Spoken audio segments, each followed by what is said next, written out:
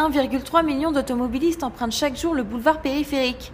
Depuis le 1er janvier, la vitesse y est limitée à 70 km/h contre 80 auparavant. Selon la mairie de Paris, cette mesure permettrait de réduire la pollution en Île-de-France. Afin de mesurer l'impact pour les usagers, nous en avons fait l'expérience. Y a-t-il un réel changement ? Oui, je trouve qu'il y a eu un changement. C'est vrai qu'on atteignait rarement les 80 km/h.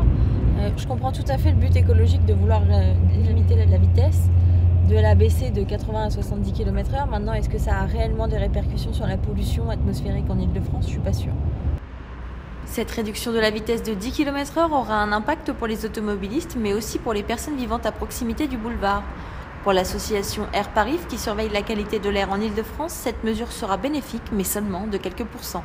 Alors ces quelques pourcents, à qui vont-ils profiter ? En premier lieu, aux automobilistes eux-mêmes, puisqu'il ne faut pas oublier que les automobilistes sont les premiers exposés à leur propre pollution.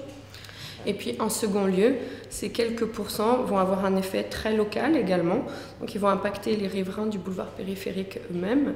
Il ne faut pas oublier que le long du boulevard périphérique, il y a plus de 100 000 personnes qui vivent à moins de 100 mètres de ce boulevard. Des résultats encore modestes, mais qui sont sur la bonne voie.